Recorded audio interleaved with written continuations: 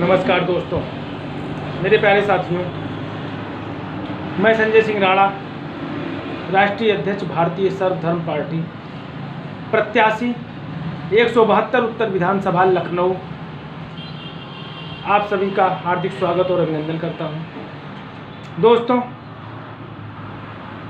आज हम आपके बीच उपस्थित हुए हैं और आपको इन भ्रष्ट राजनीतिक पार्टियों की, इन भ्रष्ट राजनेताओं की, इन भ्रष्ट सत्ताधारी नेताओं की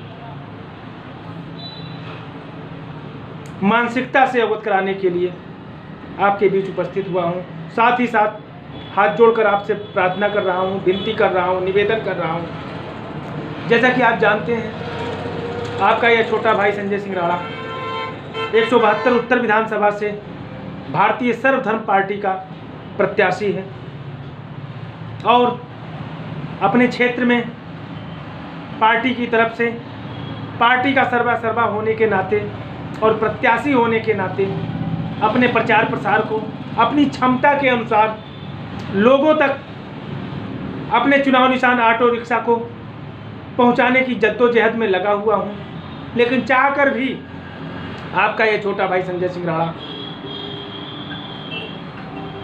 क्षेत्र की समस्त जनता तक अपनी आवाज़ नहीं पहुंचा पा रहा है, अपनी बात नहीं पहुंचा पा रहा है, क्योंकि हमारे पास संसाधन सीमित है। लेकिन इसका हमें कोई गुरेज नहीं है, हमें कोई मलाल नहीं है, हमें कोई दुख नहीं है, क्योंकि हम जो राजनीति करने आए हैं वह निस्वार्थ भाव की राजनीति करने आए हैं। पार्टी हित से ऊपर उठ करके जनता को उन्हें के अधिकार को दिलाने की राजनीति करने आए हैं। इंसानियत को सर्वोपर रखते हुए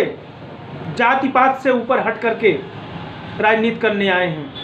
लोगों को मुफ्त शिक्षा, मुफ्त चिकित्सा, मुफ्त न्याय व रोजगार गारंटी दिलाने की योजना लेकर के आए हैं। हम सिर्फ और सिर्फ क्षेत्र की जनता को, जिले की जनता को, प्रदेश की जनता को, देश की जनता को गुमराह करने की नीयत से नहीं आए हैं। शायद यही कारण है कि हमारा यह सीधापन, हमारा यह भोलापन, हमारा यह सही रास्तों से चलकर आगे बढ़ने का जो हमारा सिद्धांत है वह हमें राजनीति में पांव जमाने से रोक रहा है। क्योंकि आज जैसी मानसिकता बनी हुई है, लोगों पर आरोप लगाओ, राजनीति में फेमस हो जाओ, लोगों पर कीचड़ उठाओ, जनता की वाहवाही लूटो, देश को गाली दो और देश का हीरो बन जाओ, अपने माननीयों को, संवैधानिक पदों पर बैठे हुए लोगों पर कीचड़ उछालो। अभी तमाम स्वयंसेवी संस्थाएं, क्षेत्रीय पार्टियां, विपक्ष की पार्टियां हाथों हाथ लेने को तैयार हो जाएंगी। लेकिन आपका यह छोटा भाई इतनी गंदी मानसिकता को लेकर के राजनीति में नहीं आया है कि आपका यह छोटा भाई सिर्फ और सिर्फ फेमस होने के लिए, प्रसिद्धि पाने के लिए और सत्ता सुख हासिल करने के लिए राजनीति में आया है। ऐसा अगर होता तो आपका यह छोटा भाई जो इतनी लंबी लड़ाई लड़ चुका है, जिसमें केंद्रीय गृह मंत्री भी मौजूद है, राजनाथ सिंह 35 सांसद लखनऊ, जिनसे मैं सुप्रीम कोर्ट में लड़ रहा हूं, हमारे मोदी जी को अच्छी तरह पता है कि कोई संजय सिंह राणा है। चेहरा शायद न जानते हों, इस बात को मैं स्वीकार करूंगा, लेकिन नाम से वो अच्छी तरह वाकिफ हैं कि कोई संजय सिंह राणा है लखनऊ में, जो उनके पूर्व केंद्रीय गृह मंत्री व सांसद लखनऊ लोकसभा से पिछले 9 वर्षों से लगातार लड़ रहा है और उनकी सभी साम दाम दंड भेद की राजनीति को मैं ठुकरा चुका हूं। ठोकरों में रखते हुए मैं यहां तक का मुकाम हासिल किया हूं, अपनी सच्चाई की बदौलत, अपने सही रास्तों से देश के प्रति अपने कर्तव्यों का निर्वहन करने की नीयत से आज हम आपके बीच उपस्थित हुए हैं कि आप देख रहे हैं कैसे हमारी सत्ताधारी पार्टी या हमारा विपक्ष या हमारे बड़े बड़े राजनीतिक पार्टी के धुरंधर एक दूसरों पर कीचड़ उछालने के लिए क्या क्या हथकंडे अपना रहे हैं। यही उनकी मानसिकता को परिभाषित करने के लिए काफ़ी है कि उनकी सोच कितनी है। उनके दिल में हमारे और आपके जज्बातों को लेकर के, हमारे और आपके संसाधनों के अभाव को लेकर के, हमारे और आपकी ज़रूरत को लेकर के, हमारे क्षेत्र के विकास को लेकर के, हमारे बच्चों के उज्जवल भविष्य को लेकर के, हमारे बेरोजगार युवाओं के रोजगार को लेकर के कितना उनके दिल में साफ नियत है। मेरे दोस्तों, मैं आपका ध्यान आकर्षित कराना चाहूँगा, आज हमारे गोरक्षपीठाधीश्वर और हमारे मुख्यमंत्री उत्तर प्रदेश द्वारा यह स्वीकार किया जा रहा है कि विपक्ष सपा, उन्होंने नाम लिया, सपा पार्टी आतंकवादियों की साथी है। उनका सीधा सीधा आरोप है कि आतंकवादियों से संबंध रखने वाले सफाई कर रहे हैं चुनाव प्रचार। तो मैं अपने गोरक्षपीठाधीश्वर से आपके माध्यम से यह जानना चाहता हूं, जब आपको पता है कि आतंकवादियों से साठगांठ रखने वाले लोग सपा के प्रचार में हैं या अन्य पार्टियों के प्रचार में व्यस्त हैं, तो फिर ये खुलेआम क्यों घूम रहे हैं? क्या आतंकवादियों का सपोर्ट करने वाला आतंकवादी नहीं हुआ,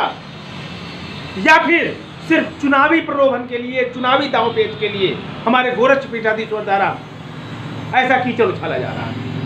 यह उनकी नीयत पर मैं प्रश्न लगा रहा हूं। मैं यहाँ सपा के पक्ष में या भाजपा के विपक्ष में बात नहीं करने आया हूं, मैं यहाँ सही और गलत पर डिस्कस करने आया हूं कि इनकी यह नीयत है, यह मानसिकता है। कितने कुंठित लोग हैं, कितनी संकुचित मानसिकता के लोग हैं। जब आपको पता है कि यह इनका संबंध आतंकवादियों से है, यह आतंकवादी हैं, यह अपराधी हैं, फिर यह खुले कैसे घूम रहे हैं? या तो आपके कार्यशैली पर प्रश्न चिन्ह लगाने वाला वाक्य है, प्रश्न चिन्ह लगाने वाली बात होगी कि आप आतंकवादियों के आगे नतमस्तक हैं और कहते हैं हमारा बुलडोजर तैयार है। तो मेरे दोस्तों, मैं इस बात से आपको संकेत इस तरफ देना चाहता हूं कि इन सत्ताधारी पार्टियों का, इन बड़ी बड़ी राजनीतिक पार्टियों का, इन विपक्ष का सिर्फ एक ही मोटू है, हमें और आपको गुमराह कर एक बार पुनः हमारा 5 साल का एक बार का जो अधिकार हमें मिलता है उसे गुमराह होकर के एक बार पुनः हम इनके पैरों में, इनके कदमों में, इनके पाले में जाकर के बैठ जाएं। तो मेरे भाइयों, मैं संजय सिंह राणा आपसे हाथ जोड़कर अपील करता हूँ, आपका यह छोटा भाई जो पिछले 10 वर्षों से राजनीतिक गंदगी को साफ करने के लिए, अन्याय, भ्रष्टाचार व जातिवाद राजनीति को समाप्त करने के लिए, लोकतंत्र को मजबूत बनाने के लिए, और लोकतंत्र मजबूत तब होगा, हमारा देश विश्वगुरु तब होगा जब हमारा बच्चा बच्चा साक्षर होगा। और साक्षर भी नहीं, प्राइमरी स्कूलों की शिक्षा पा करके नहीं मेरे दोस्तों, उच्च गुणवत्ता परक शिक्षा से जब साक्षर होगा, स्नातक की डिग्री उच्च गुणवत्ता परक शिक्षा से पाएगा, तब जाकर के उसे साक्षर हम मानेंगे।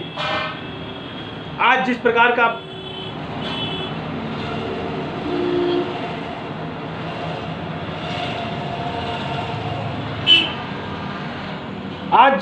की हमारे देश में, आज जिस प्रकार की देश में हमारे शिक्षा हमारे और आपके बच्चों को मिल रही है, वह शिक्षा एक साधारण से कांस्टेबल को प्रतियोगी परीक्षाओं को पास करने के लिए हमारी मदद नहीं कर पा रही है, क्योंकि हमें वह जो शिक्षा दी जा रही है वह गुणवत्ता परक नहीं है, वह उच्च क्वालिटी की नहीं है। ऐसा इसलिए है कि उच्च क्वालिटी की शिक्षा, गुणवत्ता परक शिक्षा बड़े बड़े निजी शिक्षण संस्थानों में कैद करके रख दी गई है, जिन तक पहुंचने की हमारा और आपका सामर्थ्य नहीं है। हमारे और आपके बच्चे वहां पहुंचने की सोच नहीं सकते हैं। कैथेड्रल, मार्टिनियर, एलपीएस, डीपीएस, आई जैसे सीएमएच जैसे स्कूलों में जहां साल का पैकेज लाखों रुपए का होता है, और हो सकता है हमारे और आप जैसे लोग साल की उनकी आमदनी लाखों रुपए न हो। 1 लाख रुपए, 80,000 रुपए, 1.5 लाख रुपए, 2 लाख रुपए सालाना कमाने वाले हमारे अन्य भाई जो अभिभावक हैं,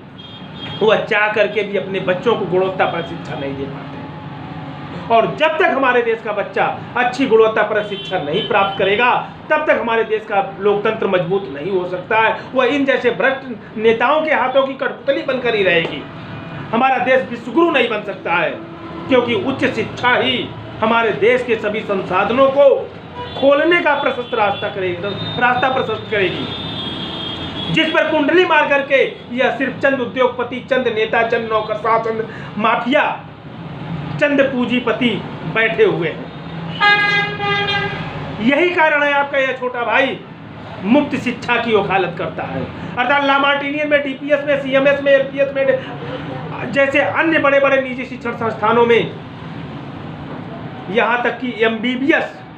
की सीटों में भी, आईएएस आईपीएस के ट्रेनिंगों में भी, पीसीएस और पीपीएस के भी ट्रेनिंगों में भी, प्रतियोगी परीक्षाओं में भी आपका यह छोटा भाई चाहता है कि आपके बच्चों को मुफ्त मौका मिले, मुफ्त पढ़ाई का मौका मिले, मुफ्त पढ़ने का बीड़ा सरकार उठाए, जो कि यह सरकारें नहीं होने देंगी।